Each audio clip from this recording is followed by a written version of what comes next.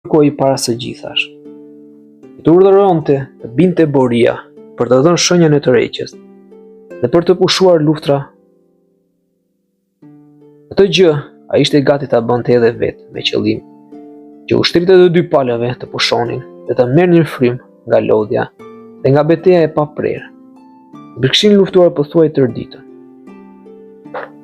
Ai pohonte se kjo gjë bëhej dhe respektohej me të madhe në bazë të ligjit dhe të zakonit italian, të hartit ushtarak dhe të shërbimit të shenjtë në ushtri.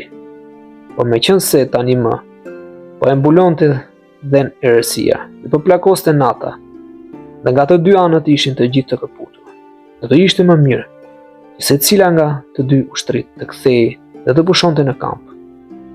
Përveç këtyre, ai këshillonte Skënderbein dhe i kërkonte që pasi të caktonte vendin ku të takoheshin, të kthehej atje patjetër të nesërmen. Në mëngjes, për të biseduar, por me pak kalorës, por të mos rënë në sy të dukës Johan dhe të Galën. S'ka dyshim se të gjithë këto, konti Jakob i bisedonte me Skënderbein me një mënyrë aq të pasinqertë dhe hipokrite, sa edhe dinake. Dhe me të vërtet, Piccinini ishte kurdisur plan që ose ta zinte Skënderbeun të gjallë në anë pritash, ose ta vriste faren, ose duke zgjatur fjalën tërkust, i hante të paktën ditën në të cilën betejë e caktuar do të pushonte, përleshja do të ndërpritej, me qëllim që arbërorët, cilët e kishin dafinën dhe fitoren gati, dhe ndërduar të mos bëheshin zotër të saj, dhe që ai të çlironte veten dhe ushtrinë e vet, dhe ta shpëtonte nga një mënyrë e tillë, duke parë se s'kish mundësi që të shpëtonte ndryshe. Skënderbeu për shkak të emrit dhe autoritetit që kisha ai burr, i dha besën më të madhe, dhe me zemër të pastër e të sinqertë, u zuri bes fjalëve dhe kërkesave të tij, të cilat ia plotsoi pa frikë, dhe jo më mirë, duke urdhëruar që Borit të jepnin shenjën e tërheqjes, dhe që ushtarët e tij të pushonin betejën. Ndërkaq, veç Mojsiu dhe Gjuriç, kapetan të Skënderbeut, pasi u kishin dhënë armëve Aratin,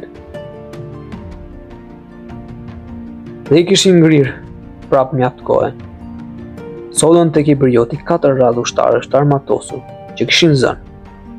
Piccinini kur i pa, u skuq e s'hapi gojë, ndërsa mendja u turbullua, më në fund, pasi e mlodhi veten. I u drejtua arbërorit, tërdredhi e dhelpëri me këto fjalë. Unë po shoh princin dritur Skënderbeu, se ushtarët dhe kapetanët e tuaj janë fare të pabindur ndaj teje, dhe bela dhe pa pikë frike, perëndi në zemër. Dhe më të vërtet siç e shikon vetë, pas urdhërit tonë që njerëzi vendosëm të shpallej për ta pushuar ushtarët betejën në tërë kampin nga të dy palët. Huaj ati sulmuan këto radhë të ushtrive, të mia, të cilët ju bindën me një herë dhe me gjithë qef urdhërit tonë. Dhe pasi i shpartalluan dhe i dërmuan, i sollën me paturpsinë dhe poshtërsinë më të madhe tek ti. Kjo gjë mua më duket shumë e pavënd dhe e padrejtë dhe në kundërshtim me besën dhe nderin tënd. Unë veç me besimin e madh që kam në fjalën dhe burërinë tënde, nuk dyshoja s'pak se ti, o princi madhërishëm, dhe i pathyeshëm, besën dhe zëtimit që mi ke dhënë një herë. Do t'i mbash edhe tani, siç i ka hije çdo princi dhe burri shpirt madh. Prandaj ju kërkoj prej teje, o Skënderbeu, princ shumë bujar, që këto radhë të ushtarëve të mi, të cilët kapetanët dhe komandantët e tu po i sjellin këtu tek ne si robër kundër disiplinës së shenjtë të luftës, i lëshosh pa i dënuar dhe pa i cënuar, dhe do mi kthesh prap të armatosur. Kështu do ta shoh dhe unë tani, në këtë rast, me sytë e mi, dhe do ta kuptoj fare qartë besën, shpirtmadhsinë dhe bujarinë tënde, për të cilën kam dëgjuar nga hera, të flasin dhe të mbajnë në gojë. Këtyre fjalëve princi arbëror dha pothuaj këtë përgjigje. Nuk mund të mos çuditem sigurisht, o Kont Jakob, që ti, burri i dëgjuar dhe i ndritur, i beson dhe i thua këto gjëra, të paqëna dhe as pak të vërteta. Se gjoja ushtarët dhe kapetanët e mi, duke shkelur zakonet e luftës së shenjtë. Pas kanë sulmuar, pas kanë urdhëruar radhët e tua të pa arma dhe që se prisnin as pak një gjë të tillë. Dhe pasi pas kanë ndërmuar, tani po i sjell kanë te unë, me paturpsinë dhe poshtërsinë më të madhe. Ti e pe dhe s'mund ta mohosh, se ushtarët dhe kapetanët e mi i solla tek unë, luftëtarët e tu, pasi dërmuan, duke luftuar me trimëri shumë të madhe. Para se urdhri ynë për të lënë armët dhe për të pushuar betejën të arrinte në tërë ushtri. Prandaj unë se kuptoj dot mirë se si mund të duket ty kjo gjë shumë më e padrejtë. Dhe me të vërtetë në rast se nga ne u luftua, siç e the ti, po thuaj për tërë ditën, derisi u bë e menduar që urdhri ynë u përhap në një kohë kaq të shkurtër në tërë anët e kampit. Edhe më tepër më çudit puna që ushtarët, kapetanët e tu, megjithse i shikonin radhët e mia duke luftuar me armë në dorë, por nga që u pëlqente siç thua ti, të jenë njerëz frikë perëndie dhe fort të bindur ndaj urdhrave të tua. I lanë armët dhe e pushuan betejën për të kthyer sigurisht me turp dhe për të rënë robër në duart tonë. E vërteta veç se të thyer me përdhu nga fati luftës, i lëshuan fitores dhe i ushtruan me të drejtë robërisë. Pastaj, është për të habitur edhe nga puna. Je quan ushtarët tanë, të pa bindur dhe të pa frikë perëndie. A thua se po të ishin të tillë, unë do t'i kisha shpartalluar me ta tërë ata ushtri të fuqishme, të turqëve barbarë, dhe do t'i kisha zënë robër tërë ata kapetanë dhe krerë të tyre nga mëtrimi. Mos ma merr për mburje, por një punë e tillë mund të bëj. A dyshim vetëm me ndihmën e Perëndisë, në me ndonjë trimëria mendje njerëzore, veçanërisht sa herë që unë njerëzit i kam pasur shumë të pak. Sa për mbindjen dhe rregullin e ushtrisë. Unë një gjë do të guxonja të them, se ata ma kanë frikën mua, kapetanit dhe bashkëluftëtarit të tyre, më shumë se sa keni ju atyre. Prandaj në qoftë se ata ja kanë arritur kundër këtyre ushtarëve dhe legionëve të tua një fitore kaq të shënuar dhe të lehtë, s'ka asgjë për të cilën ti paditësh, asgjë për të cilën të qahesh kundër meje.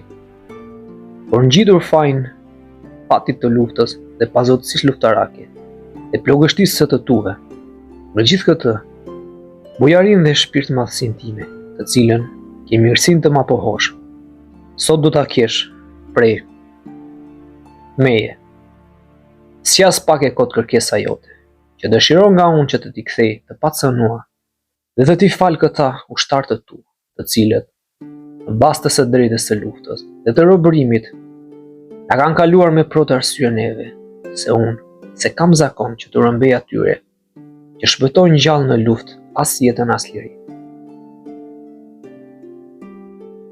Veç kësaj, unë se haroja të gjest, bujar, dhe të pa shoq që bëri kundrejtër makve, piroja i me nam, mbreti e periodve, cili pasi e dërmoi me luftën e vetë të retë, ushtrinë e tyre në këto fusha. I liroi si shpirt madh e bujar që ishte, të gjithë robërit që zuri, dhe u dha falas si dhuratë. Fjalët e tij drejtuar të dërguarve romak, të cilët kishin ardhur tek ai për të blerë lirinë e robërve me të holla, është me të vërtetë e lartë. S'kërkoj ar, as kini për të më paguar ndonjë çmim. Si jemi tregtar, por luftëtar, që bëjmë luftë me hekur, jo me ar. Të dy palët po ndesheshin për vdekje, për të mbretëruar ju apo unë. Si të jetë thënë, në çdo rast, cili do fat që të kemi, të tregojmë burra. Njëkohësisht vëri veshin edhe kësaj fjale. Atyre që fati i luftës u ka respektuar trimërinë, s'ka dyshim, se unë do t'ua respektoj lirin. Merrini si dhuratë, se po ja fal me pëlqimin e vetë perëndive fuqi plot. Meri pra edhe ti o kapetan fort i ndritur, robërit, e tu falas e jo në bazë të ndonjë të drejtë, derisa i kërkon në emër të Zotit të Madh, e të vërtetë. Për mua mjafton që i kam thyer ata me hekur dhe jam krejt i vendosur që t'i shtije Perëndia përpara përsëri në dorë me burorinë dhe trimërinë e ushtarëve të mi. Këta ushtarë që Skënderbeu i liroi të gjithë të armatosur dhe ja fali Piçeninit, bëheshin rrotull 100 vetë. E të mbaruar kjo punë, Piçenini u tëroi së bashku me forcat e veta në kamp, kurse Skënderbeu u kthye në qytetin e parit. Në mëngjes herët, ky u ngrit dhe pasi mori me vete vetëm 7 kalorës. Sipas fjalës që kishte thënë, doli jashtë qytetit dhe po vazhdonte rrugën drejt vendit që kishte caktuar për të takuar e biseduar me kontin Jakob. Në udhë sipër i doli përpara një nga ushtria, armike i cili e kishte marrë vesh planet e fshehta dhe positë e gatuara kundër Skënderbeut. Dhe pasi ia zbuloi gjithsa Piçenini, kishte kurdisur kundër tij, po e këshillonte që të mos bënte më tutje, dhe mos rënë në pritat e ngritura kundër tij, a konti Jakob. Dhe vendi ku dëshironte të shkonte ishte plot me pusira dhe me të armatosur, me qëllim që ta zinin apo ta vrisnin. Skënderbeu dërgoi atje për të vërejtur kalorë si drejtonjë dhe të gjithë sa i qenë referuar i gjeti të vërteta. Pasi u zbuluan kështu krejt pritat dhe doli në shesh dhelpëritë e kontit Jakob, Skënderbeu duke i bërditur me zë të lartë për dredit dhe pritat që u përmbysi, dhe duke i quajtur besthyes, po e grishte Piçeninin që t'ja fillonte betejës dhe përleshjes të nesërme. Piçenini s'u përgjigj asnjë fjalë, por pasi mblodhi me laçke plaçk, u ambathi siç thon bashkë me dukën Joan dhe galet rreth rrojës së 3 të natës dhe shkoi në vende më të larta dhe përjandej në nuçeria i trombur se mos sulmoi nga Skënderbeu brenda po asaj nate, se i kish marrë vesh se ai e kish zakon të sulmonte armikun shumë shpesh natën. E përjoti përkundrazi me të zbardhur drita, por i gati ushtrin për luftë dhe zbriti drejtë në fushë për të përleshur me kontin Jakob, me tërë ushtrin, por kur e pase se gjeti atje, pa që kish marrë aratin dhe kishin lënë kampun të zbrazur dhe të shkret, ndes edhe më tepër me pabesinë dhe poshtërsinë e tij. Duke menduar kështu se kësaj duhej marr haku, me ndonjë trimëri të madhe dhe të guximshme, u kthye në barin nga ku pasi rregulloi dhe siguroi gjithçka.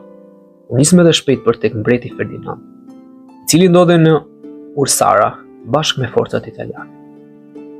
Ursara është një qytet i Apulisë, ndërtuar mbi një shtëpi mali, dhe mban tërë 8.000 hapa nga nuçeria, 4 nga Troja dhe 6 nga mali Zeciano. Ushtrit e dy palëve ishin larg njëra tjetrës 8.000 hapa dhe kishin në mes malin Segjano, i cili mbante nga qyteti i Trojës 2.000 lira, kurse nga nuçeria 6.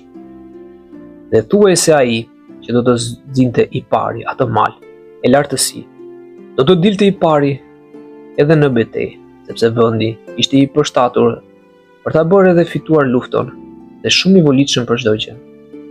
Konti Jakob, para se të nisej për ta pushtuar këtë vend, foli ushtarëve kështu: "Unë e di fare mirë ushtar, se sa e madhe është buroria dhe trimëria juaj, dhe nuk më duket se duhet të dalem tani, dhe ti mërndej përmend një për një gjithë heroizmat tuaja, se ato janë shumë të qarta dhe të padyshimta. Me gjithë këto, unë do të them sot pak fjalë për ju dhe do të kënaqem vetëm me kaq, pa shkuar më tutje. A nuk jeni ju ushtar?" Ata që e shpartalluat dhe i thatë sa e sa herë dërmën mbretit Ferdinand dhe forcave të tija, duke përleshur në fushë. A nuk e rrethuat ju ato qytet mbretëror të Napoli, dhe pastaj në qytetin e barit, duke zhveshur dhe përzën ka të gjithë mbretërinë e Apulisë dhe Sicilisë. Veç kësaj, a nuk jeni ju ushtar, ata që jo vetëm një herë, por 2 herë, utat Aratin dhe i coptuat ushtrit dhe forcat e Papës Piut dhe të Franvisk Sforcës, dukës së Milanit, të cilat erdhën për ndihmë të mbretit Ferdinand. Ç'mbetet, o ushtar, që ju të vini në dorë sëndimin e Apulist dhe të gjithë Italisë. Kush do t'ju kundërshtoj juve? Kush do t'ja dal juve përpara? Mbreti Ferdinand, që ju se latë të marrë frym dhe bët të ikë, duke ju larguar armave dhe tërbimit tuaj. Nuk e di se në ç'qoshe ka qenë strupur gjerë më sot, i dëshpëruar për mbretërinë. Dhe tani sigurisht që erdhi ndihma që shikon. Ai duket se dëshiron jo që ta bëj luftën kundër nesh, sepse s'ka mundësi, por vetëm sa ta provoj. Vaj me det veç për atë njeri aq të mirë dhe fatëzi që di më tepër t'u ambath se sa të luftoj. Si do thyet një herë nga ju, ai s'ka për të fituar kur. S'ka dyshim se ne do ta dërmojmë me gjithë përforcimet, ndihmat dhe përkatësitë e tij. Dhe do ta shpartallojmë dhe do ta shuajmë fare. Ose po deshet ju do ta zëmë rob bashkë me gjithë të tij. A do ta përzëm dhe do ta nxjerrim krejt jashtë mbretërisë. Kështu ushtar qëndroni trima të fortë dhe të patrembur, e të sigurt për fitoren, të cilën, siç e shikoni ne e mbajmë tani më në dorë, sepse të mësuar me fitore ne gjithmonë do të fitojmë. Madje ka taksur mbretërinë e Apulis për ju. Por pse vetëm të Apulis? Përkundrazi, ju zotojmë sundimin e gjithë Italisë. Ju do t'i keni qiellor. E kanë vendosur dhe kanë caktuar o ushtar që këto të gjitha të bëhen për ju. Ju o gal burra të fortë dhe me fat aq të madh, frika dhe të mirë Italisë dhe i mbar botës, ku janë rëmaku triumfator.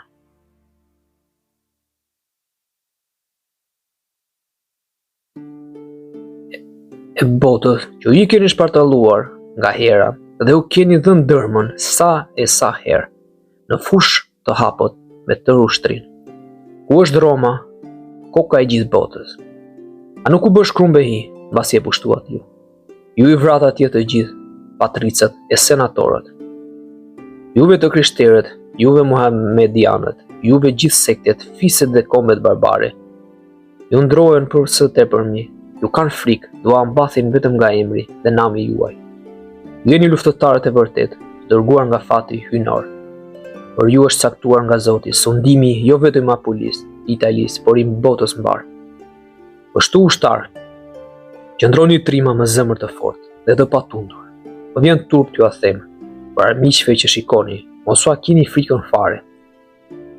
Se ju zotojmë që brenda pak kohës, ata kanë për të qenë të gjithë robër tuaj. Ose po ju pëlqevi, do të mund t'i bëni copë. Pasuritë e tyre, plaçkat, kuajt stërmet e tyre, do të jenë tuajat. Armiqtë dhe kundërshtarët tanë, më tepër do t'u ambathin se sa do të luftojnë. Ne do të kemi të bëjmë me njerëz të aratisur, e jo me luftëtar. Por as Skënderbeun, o ushtar, princin e periotëve, cili sapo është hedhur këtu kundër nesh nga Epiri dhe Maqedonia, me ushtrinë e vet të zhveshur dhe të pa armë në ndihmë të mbretit. Mos e keni një frikë, dhe mos e kujtoni për gjë, dhe që në sulmin e parë, ai me gjithë radhët e ushtrisë së vet do të shpartallohet dhe do të dërmohet prej jush. Epirotët janë të gjithë të pa armë dhe të zhveshur, prandaj ata do t'i shfarosin e do t'i qërojnë që në sulmin e goditjes së parë dy fektarët dhe agreptarët tanë.